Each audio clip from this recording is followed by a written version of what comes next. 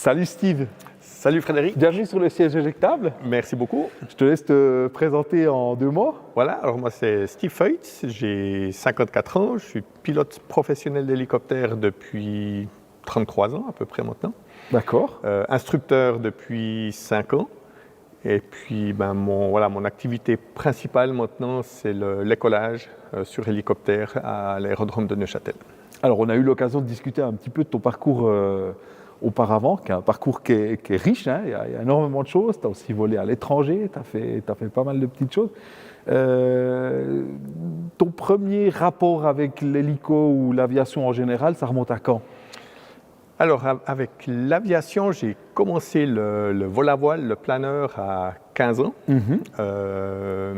avec un ami que j'avais, avec qui j'ai commencé le modélisme, modèle réduit avion, qui n'était pas très concluant au début. J'ai plus craché que volé. Ah, c'est comme ça qu'on apprend. Hein. Exactement. Ouais.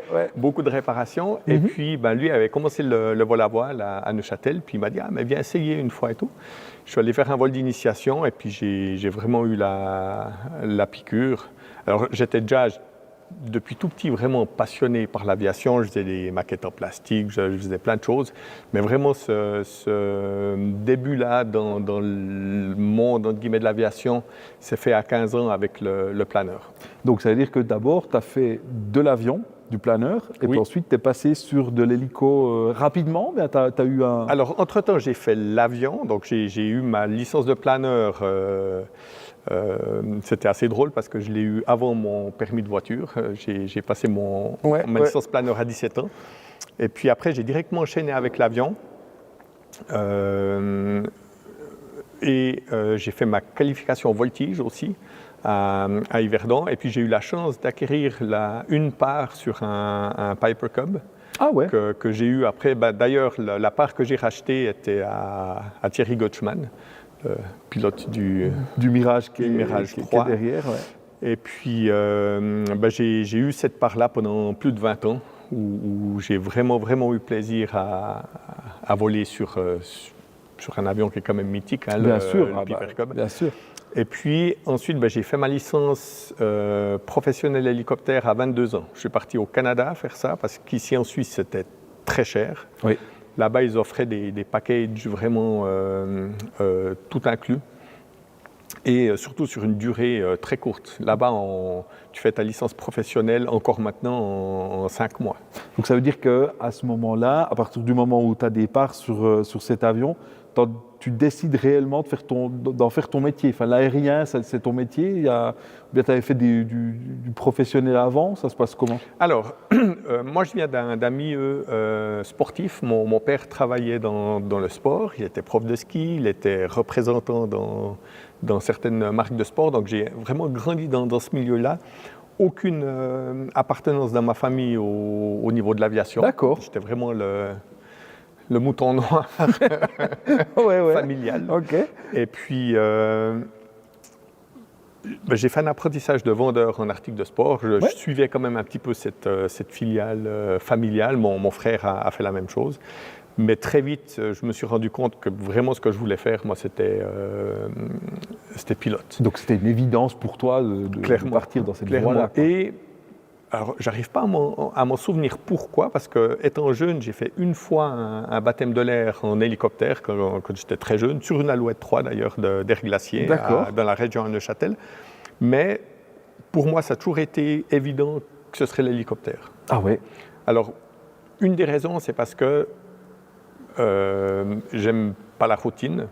Donc, pilote de ligne, alors je dis pas que c'est hyper routinier. Mais c'est toujours hyper de A à B. normé, Puis voilà. Moi, je voulais les grands espaces, je voulais l'aventure, puis tout ça.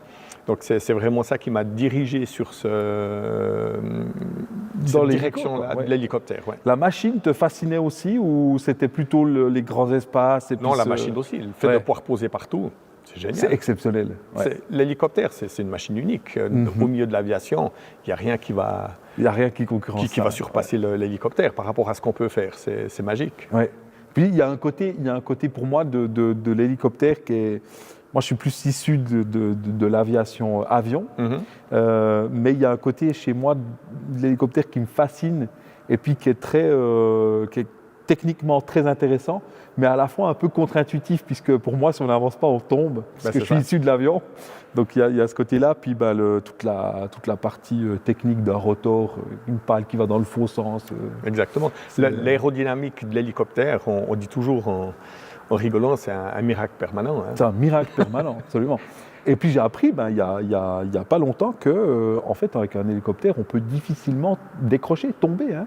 C'est-à-dire que si le moteur coupe, tu me corriges, mais l'hélicoptère est en autorotation. Et puis... Tout à fait. Si le moteur s'arrête, on peut faire ce qu'on appelle une autorotation, c'est-à-dire qu'on va pouvoir venir poser sans le moteur avec presque un atterrissage normal.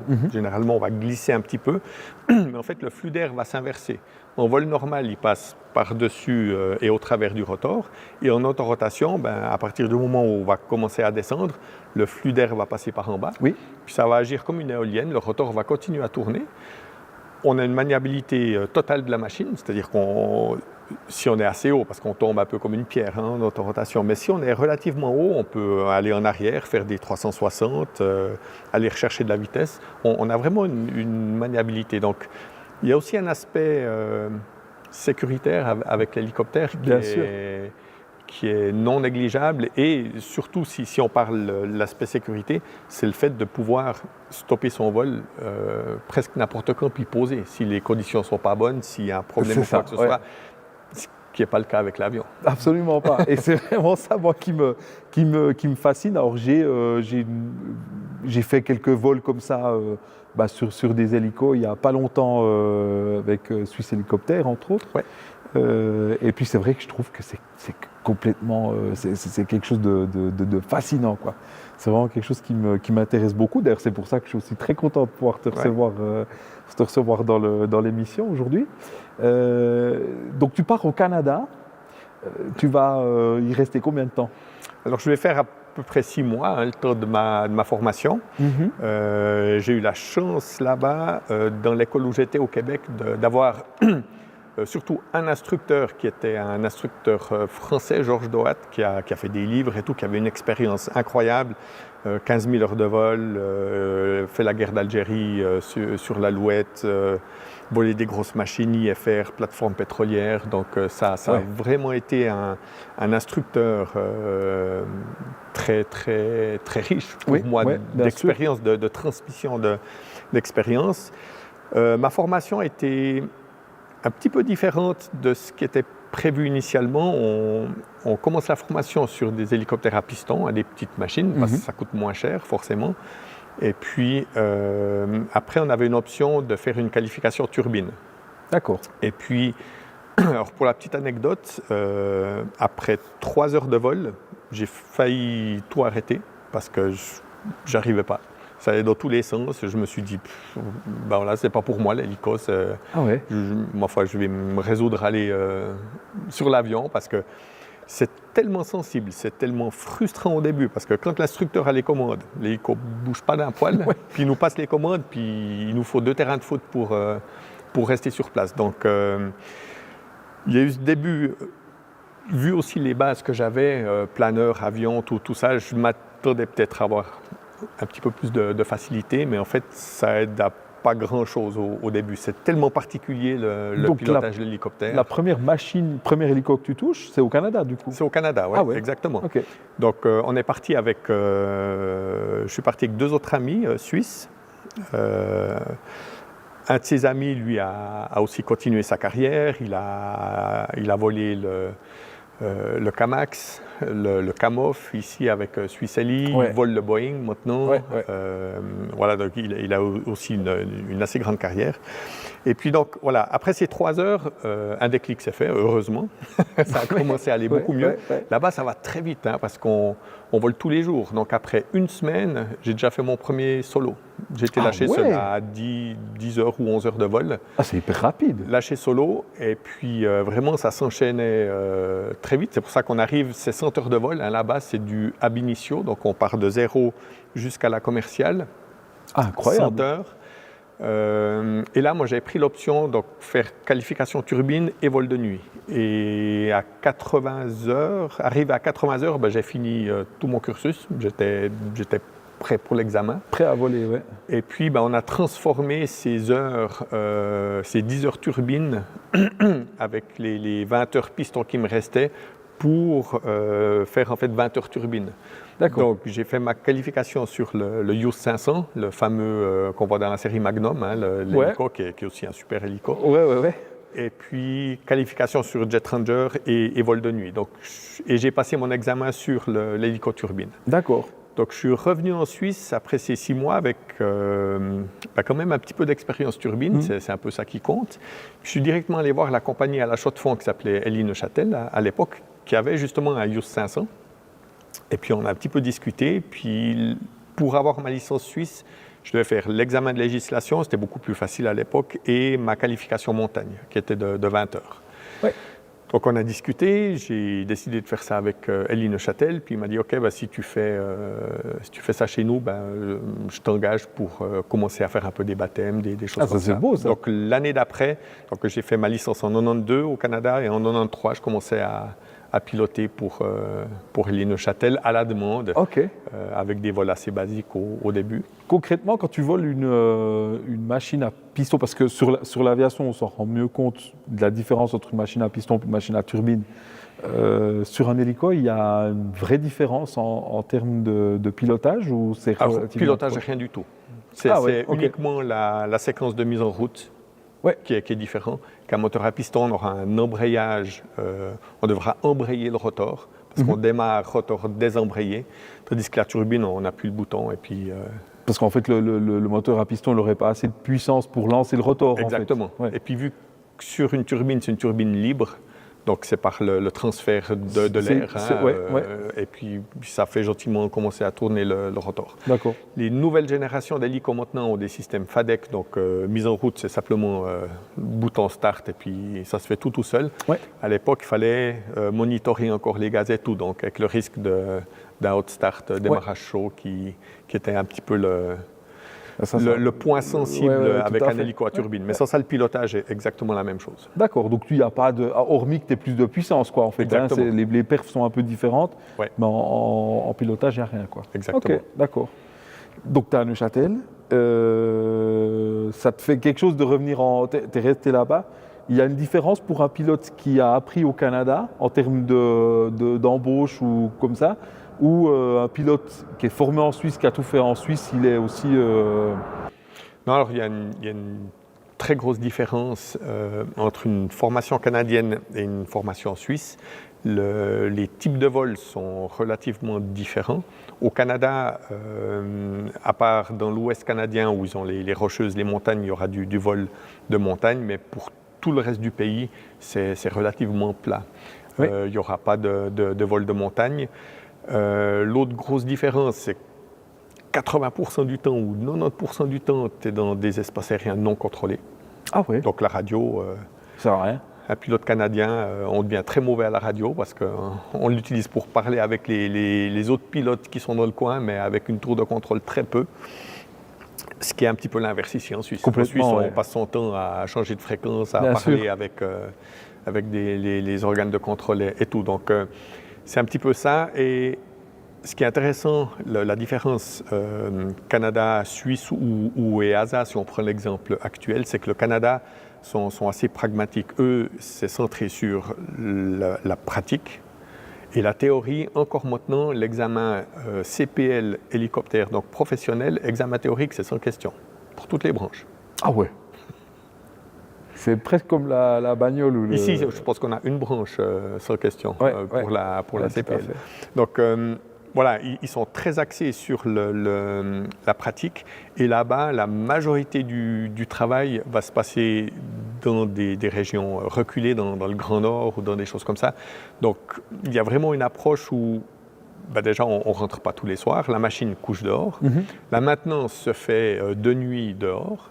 Donc, il y a toute cette approche-là qu'on essaie un petit peu quand même de nous apprendre au début parce que c'est différent. Oui, complètement. C'est différent de partir 30 jours sur un contrat que de faire des missions et on revient tous les jours à sa base Bien sûr.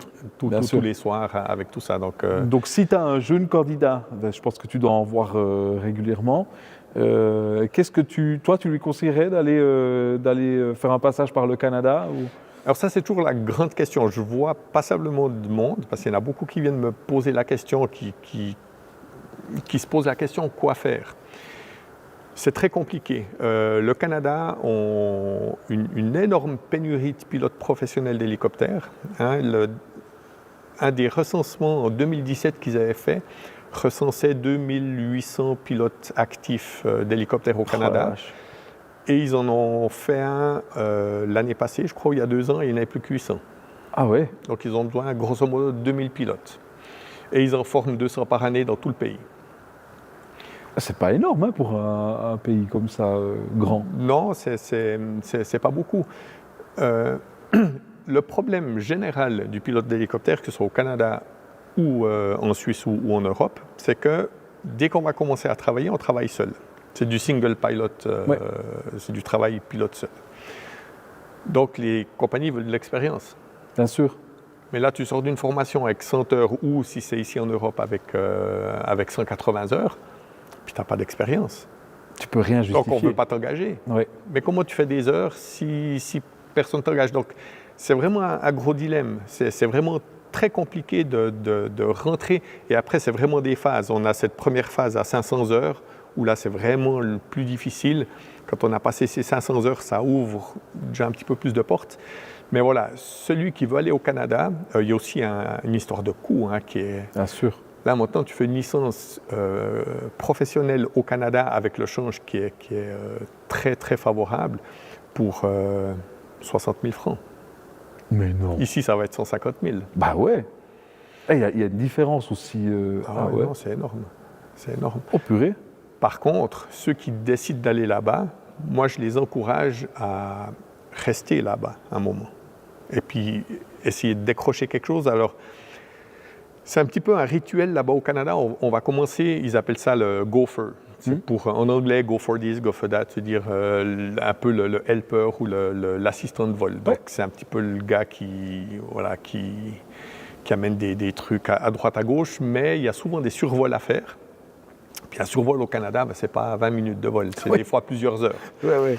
Donc, gentiment, il peut peut-être monter ses heures et après, dès qu'il trouve quelque chose au sein de la compagnie, ça peut aller très vite. C'est impressionnant de s'imaginer les heures, le nombre d'heures qu'on peut faire là-bas versus ici. Pour imager ça, puis donner un petit peu une idée, je crois que c'est en train de changer les limitations. Mais à l'époque, si on avait 5 jours de congé consécutifs, on pouvait faire 42 jours d'affilée de travail, dans un camp ou n'importe quoi. 42 jours, à 14 heures de duty par jour. Ouais. Ah ouais. La première limitation était 60 heures sur 7 jours, 60 heures semaine, et 150 heures au final sur 30 jours. Mon record que j'ai fait mes 150 heures en 18 jours. 150 heures de vol. C'est énorme. Avec plusieurs journées à plus de 12 heures de vol. Ah bah ouais, forcément. Et puis il faut bien préciser qu'un hélicoptère versus un pilote de ligne, on n'a pas de pilote automatique. Donc tu es sur les commandes du début à la fin. Oh purée. C'est un petit peu plus exigeant. C'est un autre sport, hein, c'est clair. Donc voilà, c'est un autre monde, c'est différent. L'expérience est incroyable là-bas. Donc tu ne regrettes absolument pas de l'avoir fait Non, alors moi après j'ai fait 7 ans à peu près à Élie-Neuchâtel. Ouais. Un peu par hasard, je me suis retrouvé un peu propulsé à 25 ans, chef de base, chef pilote d'Élie-Neuchâtel, parce que le chef pilote était parti. Ok. Donc voilà, c'était assez parti. Or bon, c'était tout petit, j'étais quasiment le seul, donc voilà, j'ai pas beaucoup de personnes à manager. Ouais. Mais quand même, voilà, c'était une expérience intéressante. Et ensuite, ça volait pas beaucoup. Sur ces 7 ans, j'ai fait 700 heures de vol, puis moi je voulais quand même un peu plus. Puis le Canada m'appelait quand même toujours un peu, ces grands espaces, pilote de brousse, toutes ces choses-là. Donc j'ai fait ma demande de résident permanent que j'ai eue. Et sans avoir aucune garantie là-bas, j'ai pris mes affaires, je suis parti. Et puis j'ai commencé à chercher. J'ai fait un peu toutes les compagnies. Je suis arrivé en 99 là-bas. C'était une année catastrophique. Il y avait pas de boulot. La majeure partie du travail au Canada en été, c'est les feux de forêt. Oui. Là, il n'y avait pas de feu, donc ils ne cherchaient rien. Et la seule compagnie où il y avait la possibilité, c'était une toute petite compagnie qui avait été fermée longtemps, qui rouvrait, mais ils voulaient un chef pilote. Moi, je ne voulais pas redevenir chef pilote là-bas, mais voilà, je me suis résigné à le faire finalement, puis je me suis retrouvé sur cette petite compagnie qui s'est avérée horrible. Le patron était un fou furieux, il mettait des pièces qui étaient hors d'usage, il falsifiait des papiers, en tout cas des trucs relativement dangereux. Donc après 2 mois ou 3 mois de travail dans cette boîte, je l'ai fait fermer. Je suis allé voir Transport Canada et puis ils ont refermé. Puis j'ai pris ma voiture, puis j'ai traversé tout le Canada, 5500 km. Je m'arrêtais un petit peu partout pour donner mon CV, tout ça. Et puis finalement, j'ai fini à Whistler, la station de ski.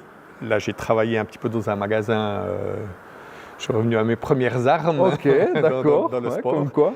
Et finalement, par l'intermédiaire d'un autre pilote suisse, j'ai trouvé une place en Alberta. D'accord. Donc je suis allé en Alberta, là j'ai fait un peu des feux de forêt. Et un jour, il y a un pilote qui arrive avec un US 500, un hélico, puis qui devait le convoyer jusqu'à proche de Vancouver, donc en traversant toutes les rocheuses et tout. Mais lui, il ne pouvait pas aller plus loin, donc il l'avait amené jusque là. Et il demandait si quelqu'un de la compagnie où je travaillais pouvait finir le vol Parce que tu avais ferry. le vol de montagne, toi. Oui. Donc tu pouvais passer... Oui. Alors là-bas, ce n'est pas une qualification obligatoire. Ah ouais, mais, ok. Et puis je dis, moi j'y vais, quoi. Donc j'ai convoyé cette machine-là. Et puis lui venait d'une compagnie qui était située à Yellowknife. Puis Yellowknife, pour un pilote canadien, c'est la mecque des pilotes de brousse. C'est un lieu mythique vraiment des pilotes de brousse. C'est la ville, elle est au-delà du cercle arctique, c'est la ville la plus au nord, vraiment ville du Canada. Puis j'ai décidé d'aller les voir en voiture, mais encore une fois, encore un petit peu naïf par rapport à l'étendue du pays. Je me dis, je monte avec un copain en voiture, mais c'était 2500 kg pour monter. C'est pas les mêmes échelles qu'ici quand même. Hein. Donc ça a pris un petit moment. Puis je suis allé voir cette compagnie qui opérait des avions et des hélicos. Ils avaient des beavers, des hauteurs, turbo-hauteurs, turbo-beavers, twin hauteurs, 2-3 belles machines. Et puis le chef des opérations me dit, tu cherches du boulot ? Puis je dis, pas dans l'immédiat parce que là, j'ai un contrat, mais il me dit, tu peux commencer demain. Parce que là-bas, c'est comme ça. Tu arrives à quelque part, ils cherchent quelqu'un, c'est demain. Puis là, je dis, là, je ne peux pas quitter l'entreprise avec qui je suis, mais je peux leur poser la question. Et puis, je les ai appelés, puis il m'a dit, OK, j'ai besoin de toi encore 2 semaines, puis après, je te libère. Donc, je suis redescendu, j'ai fait mes 2 semaines, je suis remonté à Yellowknife. Là, j'ai fait 2 ans, là-bas en haut. Qui ont été une expérience incroyable, voler dans des conditions incroyables, dans tout l'Arctique canadien, monter vraiment très très haut au nord, au-delà du 75e parallèle. Oh purée. Dans des conditions incroyables. On était dans des camps, toujours. Peu d'opérations hivernales quand même, parce que voilà, pour mettre un peu un cadre, on a eu un blizzard. Une fois, on était dans un camp. Avec le facteur vent, il faisait moins 65. Question bête, parce que je ne sais pas du tout, mais un hélico, c'est dégivré? Non. Enfin, il y a du... Alors, des tout gros, oui, le Super Puma ou des machines comme ça. Ouais. Mais là, nous, nos petites machines qui sont dehors, qui dorment dehors, alors il y a tout un rituel. On met des couvertures sur les pales, on met des couvertures autour de la turbine, on met des chaufferettes.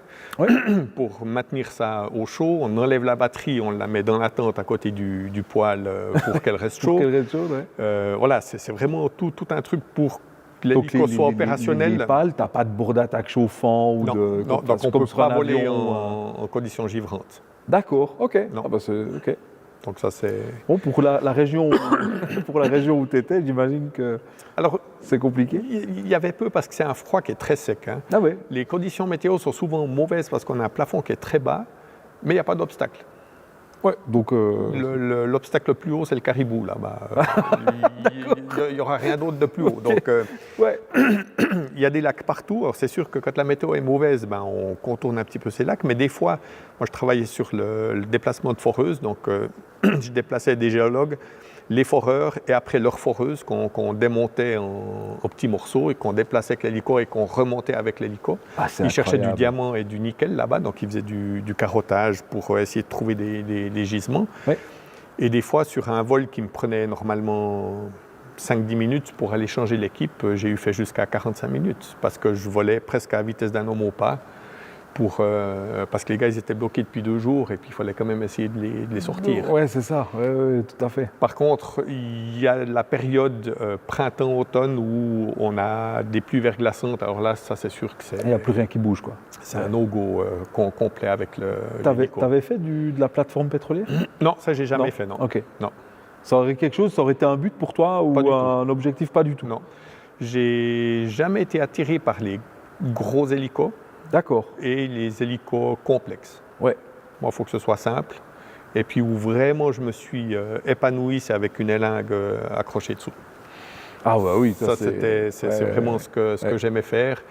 Le seul, entre guillemets, gros hélicoptère qui est presque un de mes favoris coup de cœur, c'est le Bell 205 UA, celui du Vietnam. Oui, bien sûr. J'ai eu la chance de piloter, j'ai fait plus de 1200 heures sur cette machine au Canada, principalement sur les feux de forêt, mais encore c'était une machine simple. Mmh. C'est en termes de taille, pour donner une idée, par rapport à une Alouette 3, c'est à peu près similaire ou Une Alouette 3, on met 5 ou 6 passagers, là on en met 14. Ah ouais, c'est aussi gros que ça? C'est un petit peu plus gros. Assez grand.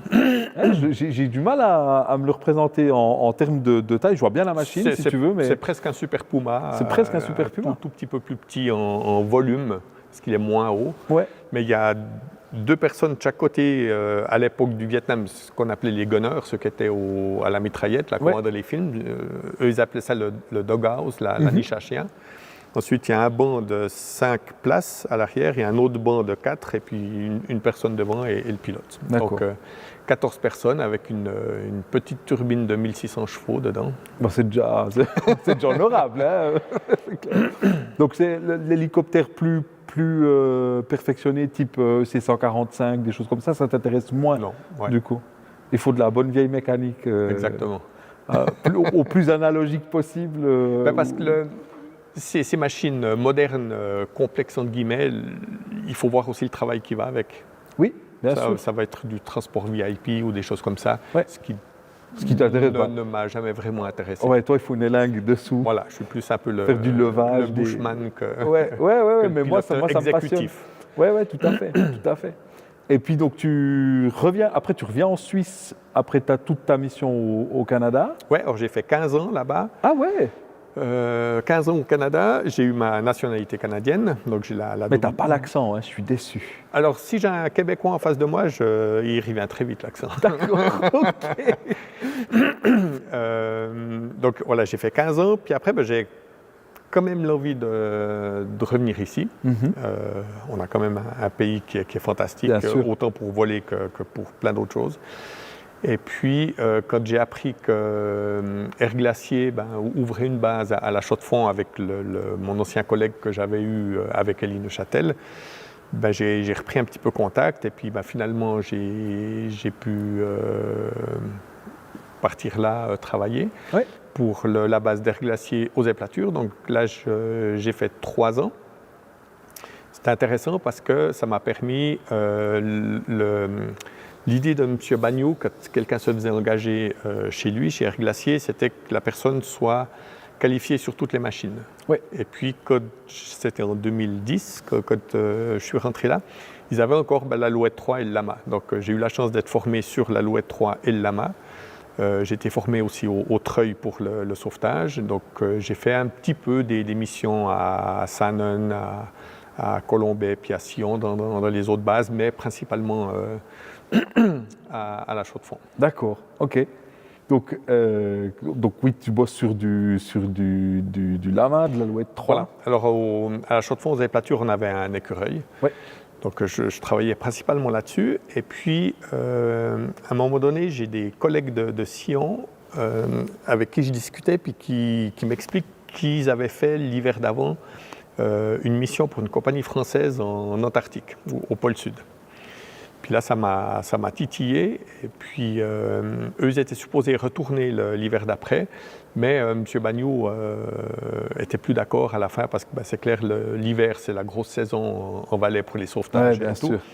Tandis que moi, la Chaux-de-Fonds, c'est pas vraiment la grosse saison. Donc, j'ai discuté, j'ai pris contact avec la compagnie française.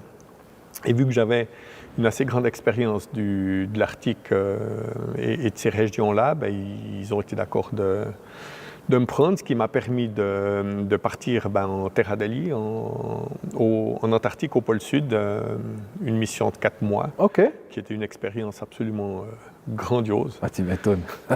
À part le voyage en bateau, là, qui a été une expérience terrible. Tu supportes plus l'hélico que le bateau, alors? Je pensais que je supportais bien le bateau, mais finalement, alors c'est extrême. Hein. On est parti de la Tasmanie, où on a mis 2 hélicos dans le bateau, qui s'appelait l'Astrolabe, qui était affrété par les terres australes françaises. Mais il est très connu, ce bateau. Il faut aussi de l'exploration, des trucs comme ça, non? Oui, alors c'est pour le gouvernement français. Ils vont dans toutes les zones australes françaises. C'est ça, oui. Alors là, c'était l'ancienne version. Maintenant, ils en ont un nouveau. Mais là, c'était un ancien bateau de 50 mètres à peu près, fond plat. Mais là, on passe les 40e rugissants, les 50e hurlants. Et puis là, ça bouge. Donc, il y a de la vague, ça bouge. Donc, après le premier jour, j'étais plus très bien.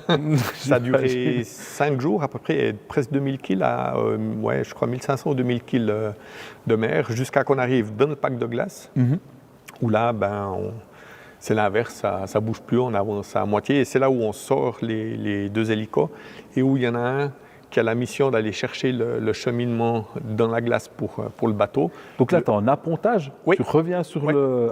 d'accord. Oui. OK. Et le deuxième hélico, lui, est en backup au cas où il y aurait un problème avec le premier hélico.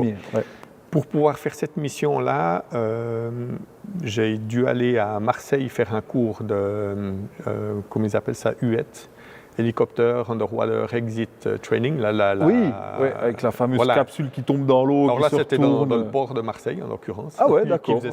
C'était pas en piscine du tout. Mais très intéressant comme cours. Et puis, on était équipé de combinaisons étanches, de flotteurs de sécurité et tout, parce que l'eau est en dessous de 0. Donc, hypothermie en 5 minutes si on doit aller à l'eau. Et une fois qu'on est arrivé suffisamment proche de la base, là commencent les allers-retours pour amener du matériel.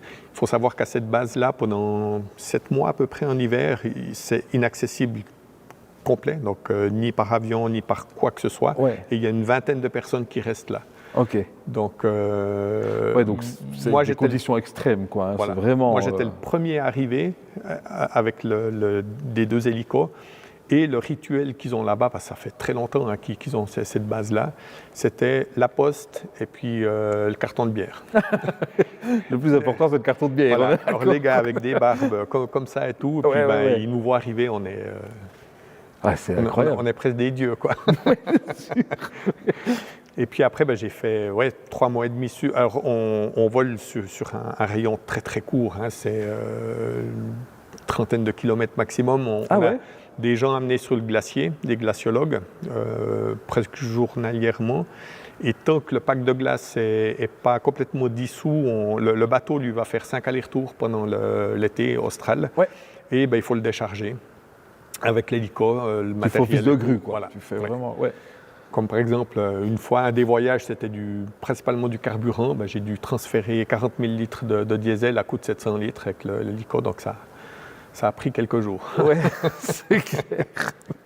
Après, le coût du déchargement est relativement élevé, là. Hein, alors, le coût en général, là-bas, doit être très élevé, parce que pour maintenir une base opérationnelle comme ça, rien que le bateau était, je crois, 40 000 euros par jour facturé, donc ça lui prenait 2 semaines pour faire l'aller-retour. Ça doit être monumental. C'est un truc de fou.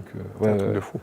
Mais une expérience, puis des conditions alors très particulières. Il y avait une station météo, mais ils n'avaient pas le droit de nous donner plus que tant d'informations formelles. On a les fameux courants katabatiques là-bas, ce vent qui descend depuis le sommet du pôle, avec des vents jusqu'à 200 km/h des fois.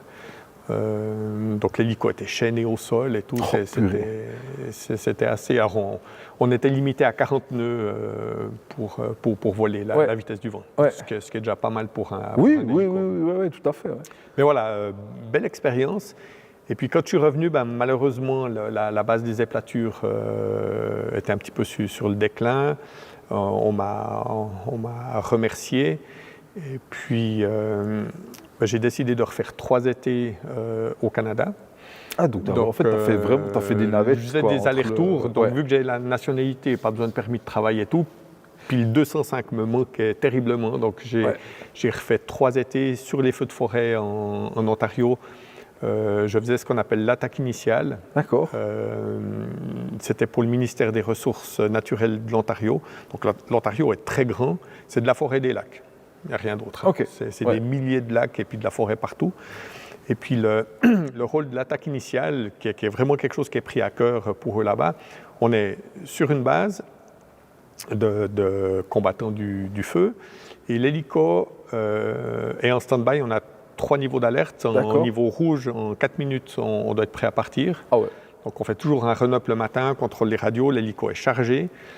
J'ai 5 personnes à bord, 4 derrière, un devant qui est le responsable de l'équipe et un peu plus d'1 tonne de matériel d'équipement de pompiers. Ils ont motopompe, les tuyaux, pelle, pioche, tronçonneuse. Donc ce n'est pas du largage d'eau? Alors j'ai ce qu'on appelle le Bambi Bucket aussi qui est à bord de la machine, pas toujours, parce que des fois on a des problèmes de poids et de place. Et eux sont autonomes pendant 4 jours. C'est-à-dire qu'ils dorment sur site, ils ont des tentes, la nourriture, ils ont tout. Donc dès qu'il y a l'alarme, on saute dans la machine, on met en marche, eux ils mettent la glacière avec la nourriture dedans. On décolle, des fois on ne sait même pas, ils nous disent juste nord, sud, est, ouest pour qu'on parte déjà plus ou moins dans la bonne direction. On reçoit les coordonnées et puis alors si c'est un grand feu, très vite on va voir le panache de fumée. Oui, bien sûr. Très souvent ils dispatchent 2 Canadair et puis un Bird Dog qui est l'avion qui va gérer tout le truc. Puis là c'est vraiment, ça devient assez excitant des fois parce qu'on a ces Canadair qui tournent, le Bird Dog qui nous donne des ordres. On a 500 pieds d'espacement entre les Canadair, moi et le Bird Dog. Ça fait pas beaucoup, hein? Et il faut que je trouve une place pour déposer les gars en bas. Ouais. Et très souvent, c'est arrivé qu'on ne trouvait même pas une place.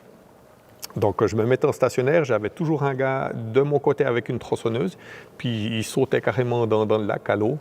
Puis il allait me couper des sapins. Après, moi, je m'éloignais un peu pour ne pas le souffler. Puis il tronçonnait pendant 10 minutes, un quart d'heure. Il me mettait tout en bas, les sapins. Puis là, je pouvais aller déposer l'équipe. Tu me corriges si je me trompe, mais principalement les hélicos, je connais un peu plus le domaine des Canadair, de la sécurité civile en France.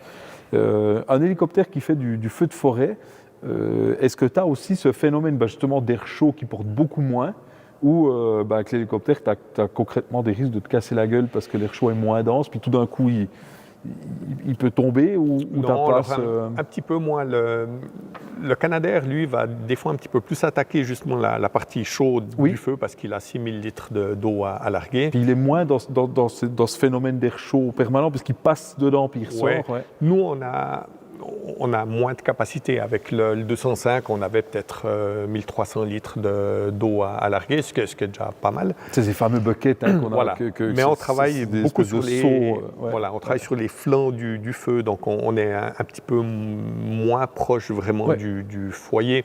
Ils ont plusieurs catégories. À partir d'une certaine catégorie, je ne sais plus si c'est 3 ou 4, même les Canadair ne vont plus. Quand vraiment c'est la fumée noire et puis que ça brûle trop fort. Mais ce qui va le plus être dérangeant pour nous, c'est la fumée, donc la visibilité. J'ai été sur des feux, on ne s'imagine pas, quand on parle de nos feux qu'on a ici, puis les feux qu'il y a là-bas. J'étais sur un feu dans le nord du Québec. À la fin, le feu faisait 120 000 hectares. Oh. Le canton de Neuchâtel fait 80 000 hectares, donc ça donne un peu Ça donne une idée.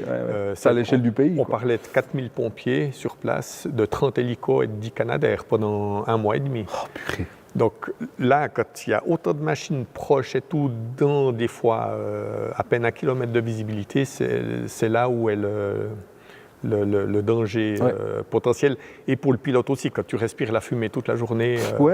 J'imagine que c'est pas le mal de tête. Tu mouches noir à la fin de la journée. Quoi. C'est un truc, je pense qu'effectivement, un pilote suisse a du mal à s'imaginer. C'est des missions qui sont vraiment différentes. Alors c'est différent.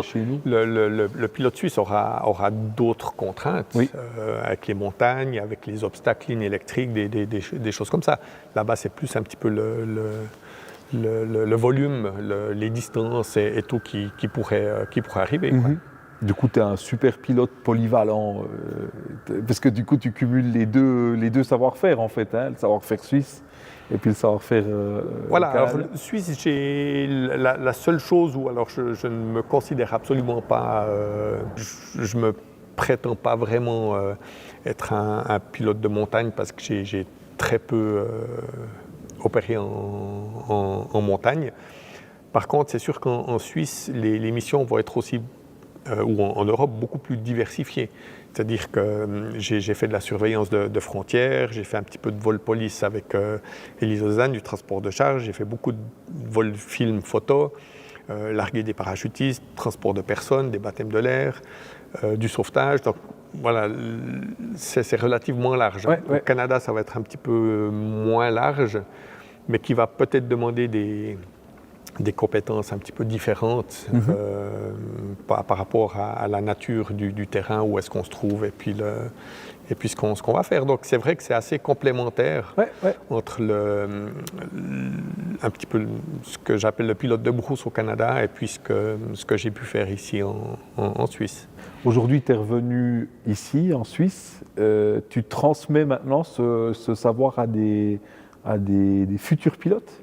Voilà, alors ça c'est vraiment quelque chose qui me tenait à cœur depuis longtemps. J'avais fait un premier essai il y a très longtemps pour le cours instructeur qui n'avait pas abouti. Et puis à un moment donné, je me suis dit, ben voilà, j'ai vraiment envie de transmettre ces années-là d'expérience, cette passion qui est toujours présente malgré toutes ces années. Et puis voilà, ça me tenait à cœur. Une des raisons pour laquelle aussi je me suis dirigé là-dessus, c'est que heureusement, j'ai eu la chance vraiment de vivre des super années, que ce soit en Suisse ou au Canada, où la législation et les restrictions, la paperasse, puis tout ça était beaucoup moins présente. Et puis je dois avouer que maintenant, c'est vrai que ça dissuade un petit peu de... Avec toute cette réglementation, tout ce qui nous apporte continuellement, voilà, ça motive un tout petit peu moins. Après 33 ans, ben voilà, il y a aussi des choses qu'on a moins envie de faire et tout. Donc je me suis dirigé du côté de l'instruction. J'ai fait mon cours instructeur chez Elie Lausanne, pour qui je travaille un petit peu en freelance, pour un petit peu des transports et d'autres vols. Et puis, j'ai eu une chance incroyable de rencontrer quelqu'un où j'ai parlé de mon projet et puis où je lui dis que je cherchais éventuellement un investisseur pour acheter une machine. Et puis, ça lui a tout de suite plu. Et puis, on s'est un petit peu associés comme ça pour... il a fait l'acquisition de la machine, d'un Cabri G2. Que j'opère maintenant depuis bientôt 5 ans à Neuchâtel. Donc ça me tenait à cœur déjà d'ouvrir une école par chez moi et surtout qu'il n'y avait pas d'école de pilotage, ni dans le Jura, ni sur Neuchâtel. Donc c'était vraiment... L'hélico, c'est vraiment un marché de niche en plus. C'est quelque chose... on a moins d'écoles de pilotage pour hélico. En tout cas, moi, je le vois comme ça. Peut-être que tu sais le contraire. Voilà. Alors, l'avion, il y a les aéroclubs. Tous les aéroclubs font de la formation de base, mais c'est vrai qu'avec l'hélico, c'est différent. La particularité de l'hélico, je dis toujours, en hélicoptère, il y a un seul point négatif, énorme. C'est que c'est très cher. C'est très, très cher. Malheureusement, c'est ça. Ces machines-là sont chères, coûtent cher en maintenance, coûtent cher en assurance. Donc c'est sûr qu'un pilote qui veut faire, surtout un pilote privé qui veut faire sa formation, c'est un assez gros investissement. Par rapport à un PPL avion, tu as à peu près t'as une différence, tu as à peu près les prix en tête? Je ne sais pas combien on est pour une PPL avion, mais hélico, il faut compter pas loin de 40 000. Ouais, la PPL avion, tu es à 10-12 quoi. Ouais. Ah oui, donc il y a un gap qui est énorme, Ouais. quoi. C'est énorme. Tu fais aussi des vols de découverte aussi? Tu fais Oui, aussi tout des à fait. vols Je fais des vols touristiques? Des vols d'initiation. Ouais.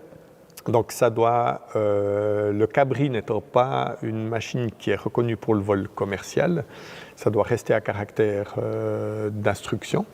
Donc je fais des vols d'initiation qui sont ouverts à tout le monde. D'accord. J'ai eu des enfants de 7 ans jusqu'à une dame de la région de 85 ans qui n'avait jamais été en hélicoptère, Okay. qui a même pris les commandes. D'accord. Et là, j'aurai bientôt, et ça je me réjouis beaucoup, au mois de mars, un ancien pilote militaire qui a volé Venom, Hunter, Alouette, qui va avoir 92 ans et que j'ai rencontré l'autre jour, un pilote de la région de Neuchâtel et qui veut voir si à 92 ans il peut encore piloter s'il sait encore piloter un hélicoptère. Ça c'est énorme. Donc c'est vraiment ouvert à tout le monde. Il y a toujours une petite partie théorie avant le vol où j'explique l'hélicoptère, comment ça se passe et tout. Puis après il y a la partie vol où la personne est directement en place pilote. Ça les surprend toujours quand j'explique où est la place du pilote et tout. Puis je dis voilà, on va pouvoir embarquer. C'est inversé par rapport à un avion. Je dis non, c'est là que vous allez, là c'est en place pilote. Moi je suis instructeur de l'autre côté, alors ça les surprend. Et puis après j'essaye vraiment d'interagir avec eux le plus possible pendant la mise en marche, les checks, tout ça. Puis après on a la partie pilotage où ils sont toujours vraiment surpris de voir cette sensibilité de l'hélico. Ce qu'il faut bien retenir avec l'hélicoptère, contrairement à l'avion a presque une pseudo-autostabilité. Oui, bien sûr. Ouais. L'hélico, c'est totalement l'inverse. Il est c'est chouette. Absolument instable, constamment. Donc moi je dis toujours, c'est un petit peu comme un cheval fougueux qu'on doit tenir. C'est bien parce que ça motive beaucoup d'apprendre quand on entend ça, quoi. Ah, mais ça donne une satisfaction personnelle qui est géniale. Une fois qu'on arrive à maîtriser un hélico, c'est bon. Je vais te proposer qu'on fasse une fois un vol d'initiation ensemble. Avec grand plaisir. Parce que ce serait chouette qu'on puisse. Avec grand plaisir. Qu'on puisse au moins essayer. En fait, pendant la formation aussi, où on va passer beaucoup de temps, c'est ce fameux stationnaire où la machine part un petit peu dans tous les sens parce qu'on fait du surcontrôle. En vol, le manche bouge dans un rayon comme ça. Oui, c'est ce qu'on m'avait dit, c'est une pièce de 5 balles. Voilà, quoi, ça se pilote du bout des doigts. Donc il faut acquérir cette sensation. On travaille beaucoup avec la vision périphérique. Au début, vu qu'on joue proche du sol, les élèves ont tendance à regarder juste devant, mais ce qui est contre-productif. En fait, il faut regarder loin sur l'horizon. Et on va passer vraiment pas mal de temps à apprendre cette finesse, à affiner ce stationnaire. Parce que le plus dangereux, c'est l'hélico qui bouge latéralement comme ça. Et si on pose avec un mouvement latéral, l'hélico peut se retourner. Est-ce qu'il y a un parallèle aussi avec l'aviation? Plus la machine est grosse, plus elle est stable, plus elle est... Oui, alors, effectivement. Il y a des machines qui vont être plus stables. On a plein de systèmes de rotors différents, avec 2 pales, avec 3 pales, avec 4 pales. Chaque rotor a un petit peu sa particularité qui va donner plus ou moins de sensibilité aux commandes. Il y a des hélicos plus faciles. Le cabri n'est pas un hélico facile pour le stationnaire et tout ça. Mais ce qui est une bonne chose à quelque part, parce qu'on apprend directement sur quelque chose d'un petit peu plus pointu, ce qui va être bénéfique pour la suite après. Ah, c'est excellent, je trouve que tu as vraiment un parcours qui est riche en expérience. Ça fait vraiment plaisir de pouvoir avoir des invités comme toi. Pour le mot de la fin, est-ce que l'aviation, est-ce que on n'est pas dans l'aviation justement, mais est-ce que l'hélicoptère moderne aujourd'hui, est-ce que l'hélicoptère actuel, ça te fait encore rêver ou tu n'es plus du tout dans ce mood-là Alors, je ne sais pas si je peux dire que ça me fait rêver ou pas. Je suis toutes les avancées, les nouveautés, parce que Je suis une personne de nature très curieuse, donc j'aime apprendre, voir ce qui se fait, ce qui est en train de se développer, un petit peu toutes ces choses-là. Comme je disais un petit peu au début, si vraiment je devais choisir, j'ai quand même un petit peu plus un coup de cœur pour pas les vieilles machines, mais pour le traditionnel. Bien que je me contredis un petit peu, parce que dans mon cabri, je suis en glass cockpit complet. Donc, voilà. C'est pas très traditionnel, mais c'est moderne. Mais voilà, les machines modernes maintenant sont des machines quand même relativement grandes, automatisées de plus en plus. Ils viennent même avec du fly-by-wire maintenant sur certains gros hélicos. Voilà, ça me parle un petit peu moins. Mais c'est toujours impressionnant de voir ces machines modernes avec ces avancées technologiques qui apportent. J'ai un petit peu aussi les deux extrêmes. Moi, j'ai vraiment ce côté hélico pour le travail qui me passionne. Mais à côté de ça, je suis retourné sur un petit peu quelque chose qui me tenait beaucoup à cœur, qui est le parapente. J'ai appris ça aussi en parallèle avec le planeur, vers les 17 ans. J'ai arrêté pendant toute la période où j'étais au Canada et je me suis remis il y a 3 ans. Et j'aime beaucoup ça pour sa simplicité. Le parapente? Voilà, parce que c'est quelque chose, tu as ton sac à dos, tu arrives, tu déplies ton bout de tissu, tu peux voler des heures si les conditions... besoin de rien, il n'y a pas de moteur, il n'y a pas de bruit, il n'y a rien. Donc, alors moi, c'est un côté très angoissant, ce genre de... Oui, alors je suis devenu chiard avec les années, je ne vole plus comme avant. Mais voilà, j'aime aussi au niveau de l'aviation cette simplicité-là alors et liberté. Pour le parapente, la personne qu'on connaît en commun, qui nous a mis en contact, qui est parapentiste, qui vole pas mal là-dessus. Il m'a déjà proposé des vols en biplace en parapente que je continuerai malheureusement, il va le voir, mais que je continuerai malheureusement à refuser parce que il y a un côté, le parapente, alors je m'excuse auprès de tous les gens qui pratiquent le sport ou le vol en parapente, mais moi je le vois comme un gros sac de couchage avec 4 ficelles et puis un harnais où on est assis dedans. C'est un truc, moi, qui m'angoisse, en fait, réellement. Moi, le principe aérodynamique, je le comprends, mais la simplicité du truc poussé à l'extrême comme ça, c'est vraiment quelque chose où là, dans ma tête, je me dis stop, quoi. Là, on est sur un degré de simplicité peut-être trop poussé à l'extrême. Et puis, voilà. Ce sera quelque chose à démystifier. Oui, complètement. Bien sûr, peut-être qu'un jour ou l'autre, on va déjà démystifier l'hélico ensemble. Voilà, je pense que ce serait chouette une fois qu'on le fasse. Avec plaisir. Je te remercie d'être venu sur le siège électable. C'est vraiment chouette à toi. Et puis à la prochaine. À tout bientôt. Merci bien. Ciao, ciao. Ciao, ciao.